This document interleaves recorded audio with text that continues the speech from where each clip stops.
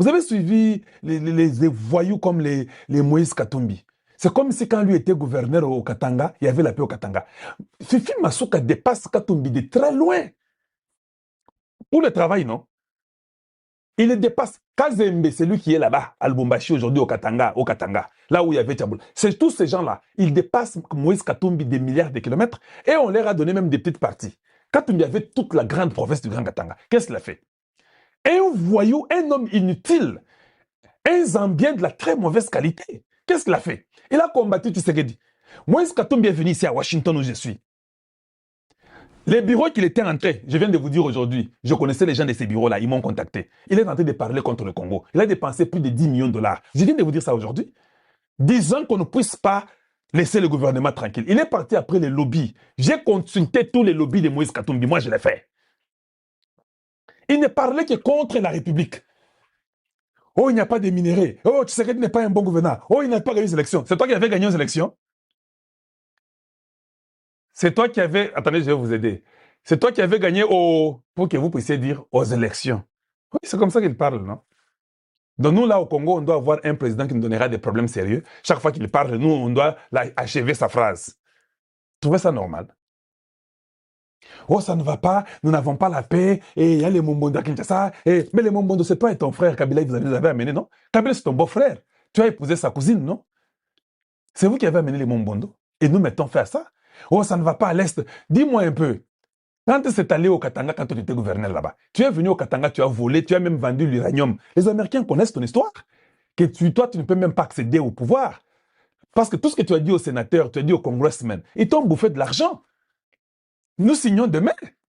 Ça ne te dit rien. Donc maintenant, toi, tu crois que quand nous ferons le dialogue, les Mombondo vont disparaître après le dialogue. C'est comme ça qu'on t'avait dit dans ta tête là. Vous avez fait les études où, Moïse Katumbi?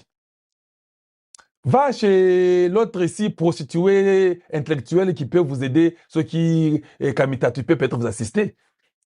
Vous pensez que quand vous ferez les dialogues, les Mombondo vont disparaître par une magie? Vous pensez que quand on fera les dialogues, les M23 vont disparaître? On a fait plus de 50 dialogues. Il y a Minene, parce que si nous en avons un dialogue, il y a Miké, plus de 300. Tout ça, là, plus de 50 dialogues, il y a Minene. Les M23, toujours là, non? Les M23 n'est pas venu aujourd'hui. C'est depuis 2011-2012 que les M23 est venu. Mais nous avons eu combien de dialogues avant que Tshisekedi prenne le pouvoir? Ça a résolu? Qu'est-ce que vous voulez apprendre aux Congolais aujourd'hui? Méchants que vous êtes. Vous, que Dieu vous maudisse. Parce que vous êtes venus dans une terre étrangère et vous avez voulu nous accuser, nous les propriétaires de la terre. Même nos ancêtres ne seront jamais contents avec vous. Au moins, tu vois, nous sommes là, ça va. Vous, avec l'argent de sang, vous êtes proche de la tombe, il ne faut pas qu'on ne vous mente pas. Nous n'allons pas tomber dans vos jeux inutiles, les jeux de mentir les gens parce que vous croyez être riche et vous avez l'argent. Vous n'êtes même pas riche. Hein? Vous souffrez, vous êtes des menteurs. Un riche sur l'argent de sang, ce n'est pas un riche, c'est un démoniaque. Vous, les gens de Katumbi, je vous lance un défi. Bossarana Congo, que ce soit la dernière fois. J'ai dit ça aux gens de Katumbi, ceux qui sont ensemble à Lukutawana. D'ailleurs, il faut que Chaban puisse suspendre ce parti politique-là. Un parti politique qui va contre sa nation n'est pas un parti politique qu'il faut garder. Botika Bouzo Banabinowana. Oh non, nous sommes ensemble. Quel ensemble? Ensemble pour les démons? C'est ça un parti qui est contre la nation? Donc, vous nous dites que nous voulons les dialogues. En même temps, vous ne voulez pas qu'on puisse investir au Congo. Vous ne voulez pas que les compagnies américaines viennent au Congo investir pour que les Congolais aient du travail. En quoi vous êtes bons pour nous? Vous n'êtes bons à rien.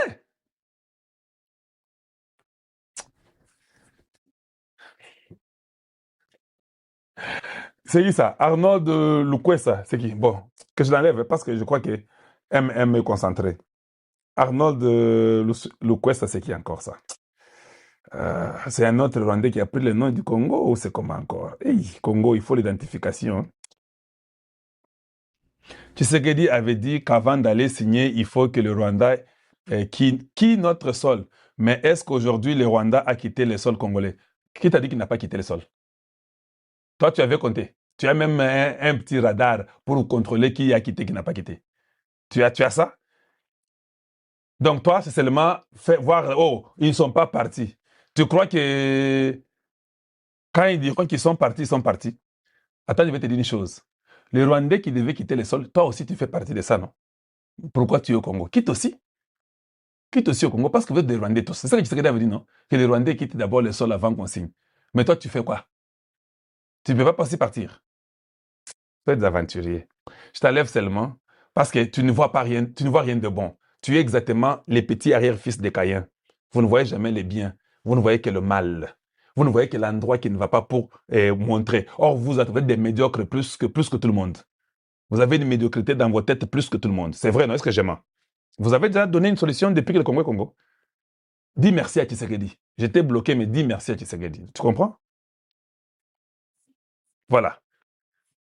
On ne vous a pas dit ça? Même Boulos a dit non, que tout ce que nous avons signé ici, ça ne sera pas exécuté sans qu'il y ait sur les terrains qu'on voit. On peut signer à Washington, mais il y a une phrase qui dit que ceci sera effectif que quand le Rwanda quittera les sols. C'est ça que ça dit, non? C'est ça que Tshisekedi voulait dire. Alors voilà. Donc, on peut aller signer et on dit ceci est effectif que quand les autres quitteront les sols. Tu sais de quoi on parlait, ce que ça sera effectif? C'est sur le truc d'intégration régionale. Mais nous avons besoin aussi de travailler aux États-Unis, non? Nous, on n'a pas le temps d'attendre l'intégration régionale. Kagame peut prendre 1000 ans, il est libre. Toko signer intégration régionale, Toko Lobaki, Kota en action. Je te réponds à toi. Parce que Maël Nabi nous a moussé. Comme moi, j'ai 3 cerveaux et demi, je vais t'expliquer. On va les signer demain. Et on va, dans la signature là, on dit que l'intégration régionale sera effective ou bien effective que quand ces gens quitteront. Et quand ils quitteront, ce n'est pas ça l'effectivité. Il faut qu'il y ait la stabilité. Quand il y aura la stabilité, ce n'est pas ça l'effectivité. Il faut qu'il y ait la paix. Le retour à la paix. Il faut que les réfugiés congolais rentrent et que les Rwandais aillent chez eux. Les réfugiés congolais, on doit les vérifier par les HCR. Ceux qui sont Rwandais, qui me dit là, on vérifie un à un. Il faut que les FDLR qui sont au Congo rentrent là-bas. C'est déjà 3 ans et demi. C'est à ces moments-là que maintenant on va commencer à réfléchir. C'est ce que Tshisekedi dit, le rétablissement de la confiance. C'est à ces moments-là, dans 3 ans, quand Kagame, s'il est intelligent, il peut déjà sortir les Rwandais rapidement aujourd'hui, pour que ça aille vite. Mais s'il prend du temps, il veut mentir, il ne veut pas les sortir. Nous sommes contents, parce que nous ne voulons même pas qu'ils viennent chez nous. Maintenant, ce qui est important pour toi, je vais vous expliquer, il faut qu'on signe avec les Américains, pour qu'eux puissent aussi accélérer de leur côté. Or, quand vous signez un deal économique avec les Américains, on ne vous a pas dit ça par Mouya et Tina Salama, les deals économiques ne peuvent pas être seulement économiques sans une sécurité qui accompagne. Le mot sécurité, c'est Kalonji qui l'a sorti. C'est au fait un deal que peut-être Mouya disait qu'il ne faut pas dire aux gens que c'est minerai contre sécurité. C'est juste un deal économique. Mais en réalité, comment les gens vont venir faire l'économie dans un pays, faire les affaires économiques sans qu'il y ait une sécurité? Donc il y a la sécurité qui est là, mais qui est voilée. C'est Kalonji qui vous dévoile, qui vous dit qu'au fait, ça sera une sécurité qui sera accompagnée à ces deals économiques-là. Ça ne peut pas se faire sans la sécurité. C'est ce que nous signons demain. Donc les deals économiques des États-Unis, c'est un deal sécuritaire. Parce qu'ils ne sont pas fous. Venir sur l'économie, prendre vos minéraux, investir, construire les entreprises, les industries américaines au Congo, et il n'y a pas de sécurité, il n'y a rien. Ils font ça dans la guerre en train de tirer. Non, ils accompagnent avec la sécurité. Ils vont former l'armée congolaise. Ils vont assister l'armée congolaise. Cela est bon pour nous. Si les Rwandais continuent à refuser, nous, on s'apprête avec les Américains. Au moment venu, ça sera les chasser de force. Mais s'ils sont intelligents dans leur cadre ailleurs au Rwanda, comme ils ne sont pas intelligents, ils sont trop bêtes, ils devaient se retirer maintenant, commencer à vouloir comment rétablir la confiance, que moi, je crois qu'il n'y en aura pas. Je ne crois pas qu'il y aura la confiance. Voilà. Ma question à moi était simple. J'ai voulu demander à Mouya et Tina Salama. Mais supposons que les Rwandais acceptaient tout. C'était ça ma question.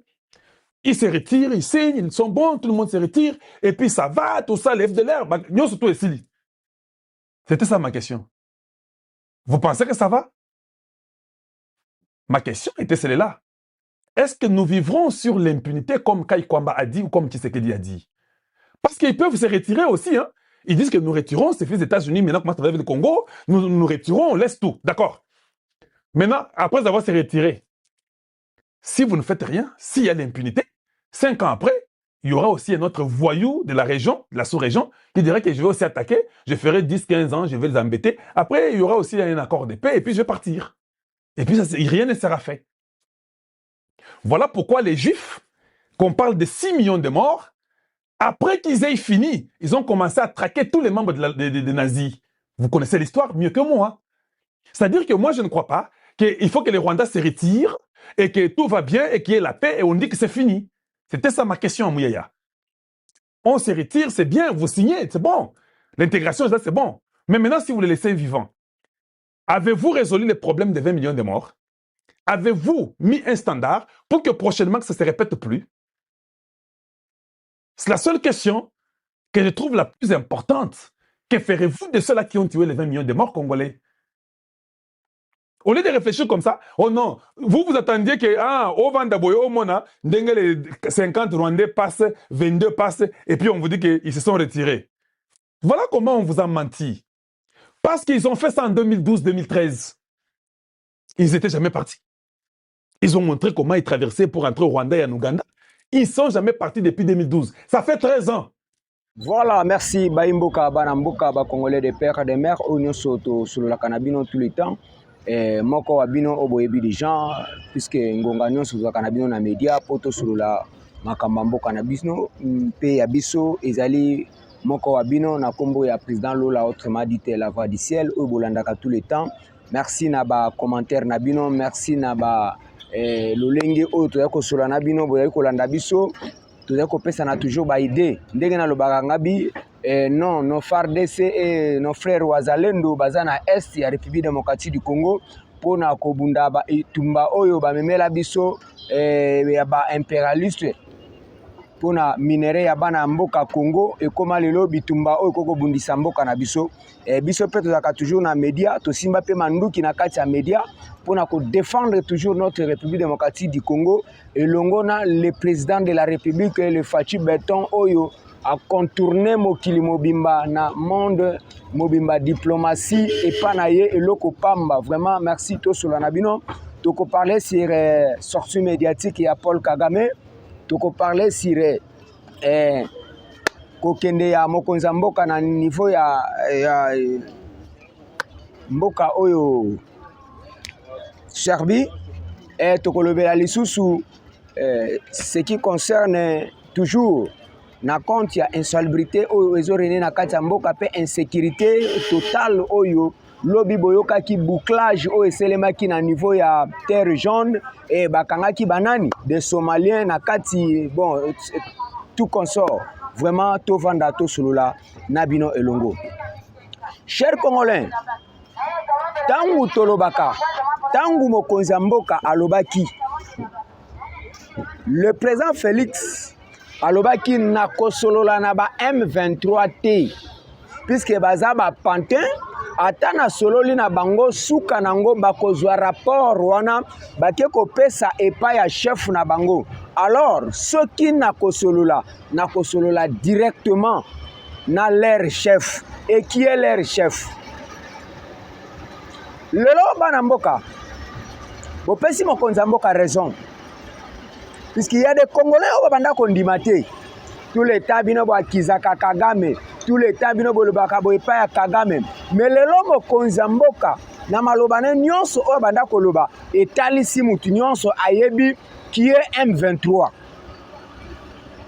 mais bino bo lobaka que non M23 ezali nanga bo lobaka que non M23 ezali Corbeil Diamba ezali Berté Bisuba oyo bino banda koloba mais nani alandi te point de presse ya Paul Kagame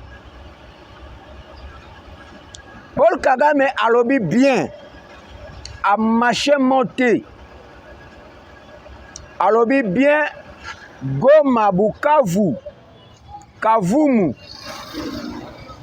Bunagana nyonso wana ye mutu akanga yango akolibere yango te Paul Kagame alobi bien alobi Goma Bukavu ye mutu abloka yango akolibere yango te mais bino ba Congolais oya bana popi o bozo senga tout le temps dialogue to dialoguer entre nous les Congolais bon na minute bozo que ne consulter Paul Kagame bino boloba que non M23 AFC ezali ba Congolais Mais bolandi na monoko ya Kagame ye moko alobi keno Bunagana, Bukavu, Goma, yende eza na maboko na ye. Bosikoyo bino bambongo nazotuna yo mese Fayulu nazotuna bino. Bolobaki keno tozo dialoguer. Siko tozo kende ko dialoguer na Kagame. Kagame akomi congolais. Et le monde entier batali na face du monde tomoni déjà que non tozo bundana Kagame par rapport à Yanin. Et Kagame alobi puisque le jeudi bakozalana chef de l'État tête à tête na niveau États-Unis d'Amérique. Mais bozoka déjà balangage à Kagame. Peut-être à koko kendete. Alobi soki ako kende fo ba garantir ye. Ba ko garantir ye comme eloko nini na Congo. Yango boyoki ba proche na ye. Tala, Kagame a eu vertige. Ba coup diplomatique oye a eu donc un vertige. Tala, le président Tshisekedi est très sage. Le président Tshisekedi savait. Le président Tshisekedi savait.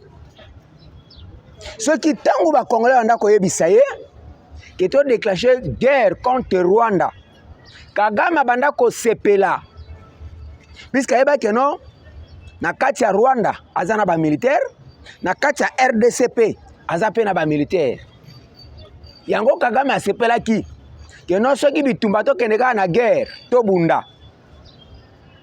Puisque balinga ba frapper biso manduki oyo ezalaki ya ba Congolais ba généraux biso banda croire que non sont des Congolais kaka bangwana balinga ba balukela biso moto na sima ba bandiko popola biso. Mais heureusement nous avons un chef de l'État qui raisonne très fort. Alors jamais na komema Kagame na guerre physique te photo kenena na guerre diplomatique. Le loto memi Kagame na diplomatie ya haut niveau. Suka yemoko ayeko bima. Alobi na mibombi tro nganga amoni tala. Eza lokola bomoni match ezobetama. To beti équipe moko ezokoka te. To moni kaka mort yemoko alati gondo. Lokola banda ko préparer ko sela bango match ya kobatama. Alobi na kobatama susu te. Afona la takaka gondo ngamoko na kota sur le terrain. Kagame abatami moni kino esimbi susu te tika kana mibimisa. Yango boyoki alobi Goma Bukavu yende mutu asimbi yango akolibere yango te. Bolandi va même approche na ye ba critiquer ye balobi eloko nini yo olobi. Après avoir causé la sortie médiatique, on a eu vertige. Oh, Macron a joué na Kinshasa awa, akena comme la Castel na niveau ya Bandal. Même Kagame vertige bimisi na sortie médiatique. Alobi Goma Bukavu ezalingai. Mais ba proche na ye balobi Goma na Bukavu. Eloko biso tozo bundela tozo batama ya kobatama tozo disposer ba corbeille nanga tozo na ba bete bisuba. Biso toza lokola batozo batama mais yo ko ko accepter mbala moko siko bakotuna yo yebisa bango obundisela ka bango nini. Est-ce que oyebi que non na lelo Congo a déclenché génocide, alors déclaré génocide et génocide wana ezali maintenant en action pour accepter yango. Mais yo zondima que non yo muto kangi Goma Bukavu monite que non omibimisi que non muto azo sala génocide na Congo ezayo. Omoni mutu soki mabele kio suka nango oyo kokoma kosala okoyebanda oyeba susu osala nini. Lelo bomoni niveau au président Félix comme si Kagame eloko président Félix abanda kolukande yango lelo tozui ya koyeba nana zali ko agresser la République démocratique du Congo bino soi-disant des politiciens congolais, soi-disant des opposants congolais. Lelo Kagame ye moko amindimi amibimisi obino siko bozolo banini et dialogue babanda ko senga tozo kene ko sala ngona nani puisque Kagame alobi beke no guerre ya est ya République démocratique du Congo ezali ye bino siko tango bino bo senga dialogue bo kene ko senga parce que bo benga kipe Kagame plutôt ko fana na eto solola. Voilà toyeba ki bino des gens Omanga obimi bazoba penza. Bobimi ba vrai bazoba, soit-disant les évêques catholiques, soit-disant des pasteurs, soit-disant les opposants. Omanga Kagame bobimi bazoba devant Tshisekedi. Tshisekedi abimisi bino nyonso bazoba bokomi mulongo moko na Kagame. Puisque bino babanda koboya le président Félix dit que non, guerre o ezali nangate, ezali bisuba te, ezali Kagame. Bino babanda koboya que non ezali guerre bana mboka na bana mboka. Mais lelo Kagame abimi alobi que non, Goma Bukavu c'est moi. Bino bolo basiko bozolo banini. Des aventuriers. Bomoni ba politicien, ba konga bomoni ba politicien bino bo tshela kamutema. Tu bato bo tshela kamutema soit disant, tu ba politicien, tu ba fayulu, tu ba mbongo, tu bato ainsi de suite. Bomoni ba bimi ba zoba devant Tshisekedi ya. Lelo de que moindre erreur no so selema na Congo. Nanga kuna sali déclaration. Kagame a sali déclaration. Les arrestations bazo arrêter des officiers congolais. Mais oyo zo pesa si na Rwanda ezali nini. Puisque Kagame savait bien que non, ce qui guerre entre Rwanda na République démocratique du Congo azana batunaye awa. Mais batongo babanda ko pesa ye ba message. Batongo babanda ko pesa ye ba information. Batongo nyonso bango yoyo. Tshisekedi aza ko kanga bango azo bloquer bango nyonso tout. Yango oyoki bango ba sala ba déclaration kuna ya koloba que non, Tshisekedi alinga fragiliser armée congolaise. Bon Tshisekedi alinga fragiliser armée congolaise. Ce qui Tshisekedi a fragilisé armée congolaise, mais eza avantage na bino ba rwandais. Ce qui Tshisekedi a fragilisé armée congolaise, bino mona pas si pona nini bino ba rwandais. Puisque les arrestations sont celles ma awa, bazo arrêter les officiers congolais. Bobino pasi kuna bozo mona nini.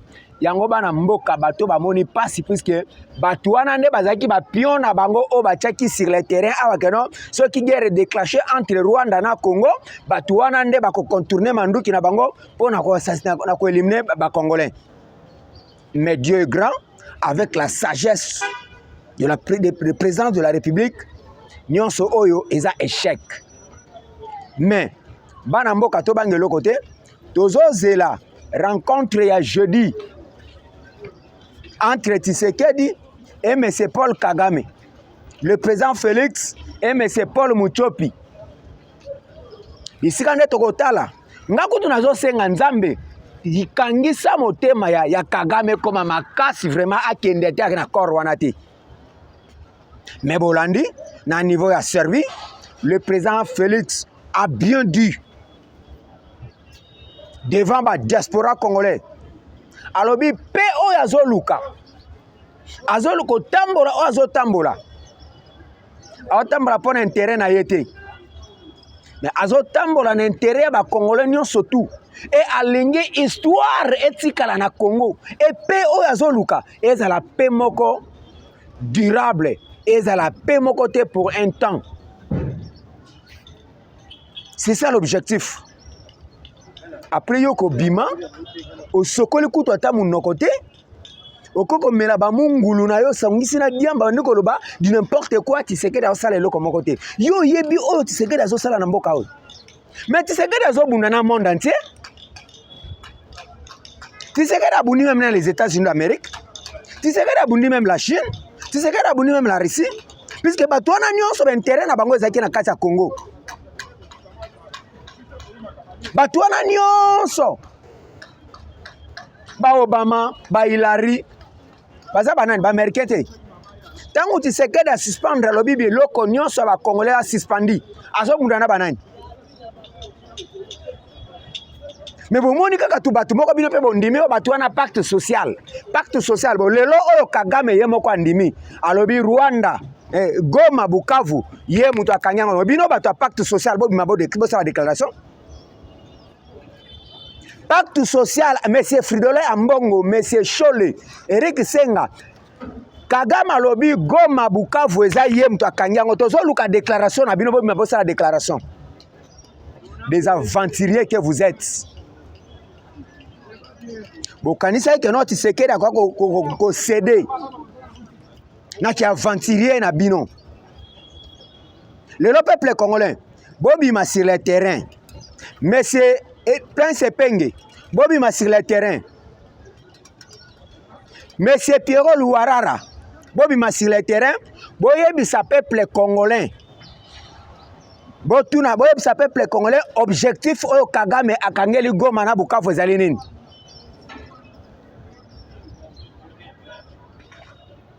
Omwana mboka oyo ezana bato ba église musufu ko kimisa bango. Tubatu lokola tubashole oyo na mboka oyo tubatu lokola tubafurira mbongo bwa batu fa bo kima. Bino bo seka na président Félix puisque aza dictateur te. Si c'était que non Mobutu ou soit Kabila le père ou soit Nyangala Kata wa uti ko longwa na pouvoir aw. Bino bonga ko fioto la mbanga e bozoka bie Kagame alobi Bukavu Goma c'est moi. Nga mtu na kangi yango na ko libérer te. Ti ba ko garantir nga ba garantir nga. Ba ko garantir Kagame nini na Congo. Kagame président rwandais. Congo ezali ba congolais. Ba ko garantir Kagame eloko nini. Bino siko nazo senga shole ambongo. Bo bima na population congolaise bo yebisa bango. Ba ko garantir Kagame no eloko nini. Omoni ha? Bana mboka boni bato pesa confiance. Dimanche boye ki pe ngonga ebeti pe ngba alati pe sultani aye kote ya bino. Bango yeyo. O ba senga dialogue. To dialogue na ba Rwandais. Bato ba senga dialogue, to so ba militaire rwandais to kotsa bango na kati ya armée congolaise. OK, voilà. Bana mboka Tous ont parlé sur l'insécurité et l'insalubrité aux zones de ville province à Kinshasa. Puisque même le président de la République, Yamoko Alobaki Yango, Alobi, Kinshasa est très sale. Le président Félix Alobaki dit que non, Kinshasa Banzela est Tongamate. Président Alobaki, Kinshasa est très sale. Qui est à la base? Alobaki a convoqué la madame la première ministre et le gouverneur, puisque Mbongo et Bimaka. Et ça, la Moussalanine. Le lot, tout ce qui est une insécurité totale dans Katsamboka. Tout le monde, dans le niveau de la terre jaune, basali bouclage. Mais dans le bouclage, basali, on a arrêté même des Somaliens. Dans le niveau, hein? On a arrêté même des Somaliens dans le bouclage, basali dans la terre jaune. Et bah toi na bakota kindengeni kolongwa na bango na est tiba ko koma aw wana bakangi seulement na terre jaune bongo ba o bazara tangu tolobaka keno na kati ya ville tozana insécurité totale baboya kango mais bouclage ya muke basali na terre jaune 9 somaliens et na munoko na bango balobini baza plus de 5000 même na niveau ba Congo même na niveau ba Ndundu bato bozoka o soit déjà de Mobondo bayakana bateke c'est du mensonge. Bayakana bateke o bino bozoka Mobondo yoko baluka ba Somalien, ba Soudanais, ba Rwandais. Mais okoyoka mutazo confirmer Mobondo o eza nango bayakana bateke. Mais tango basali bouclage na terre jaune, ba Somalien ba uti na mboka nini. Et objectif na ba na Congo eza nini. Mais bino ba Congolais, pourquoi tu causes la batute? Pourquoi tu causes la batute? Objectif na bango ba attaquer na niveau aéroport. Pour que ba na ko surveiller avion présidentiel pour ba battre yango. Tango to sabino que non mutu aye ko mettre Corbeil Diamba Paul Kagame en danger sur le président Félix. Président Félix, Moutou Azali cible à Liboso. Moutou a bafoué tous les intérêts à Rwandais. Yango to yebisa ibino que non, biso ba Congolais to la pongité. Puisque les Rwandais bazo dormete. Kabila na banoko na ye ba Rwandais nyonso na batata na ye bango nyonso tout ba se focaliser. Kaka na Moutou ya président Félix fo ekweya. Na bouclage wana bakangi ba Somalien wana balobi bazali bango mokote bazali ko panzana na tous les provinces et ba province aux approches de Kinshasa et même na kata Kinshasa awa ba mipanzi bazaka ba o bazala bakangi na terre jaune te. Tant que tozoloba le ministre de l'Intérieur, le gouverneur de la ville, écoute ceux qui bomé koloba oza contre. Et là, comme on a malunga, zo saleza te boloba te. Ville yango etoni, bota la ville olengeza. Ville oyo batu bazo diriger, bota la ville oyo ezana gouverneur lolengeza li. Boya kota devant hôtel de ville. Suis devant l'hôtel de ville, ah bozo mona ngai.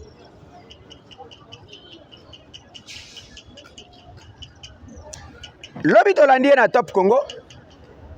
A lobby 1 tonne. Il y a ma salubrité qui a coûté $100. 1 tonne $100.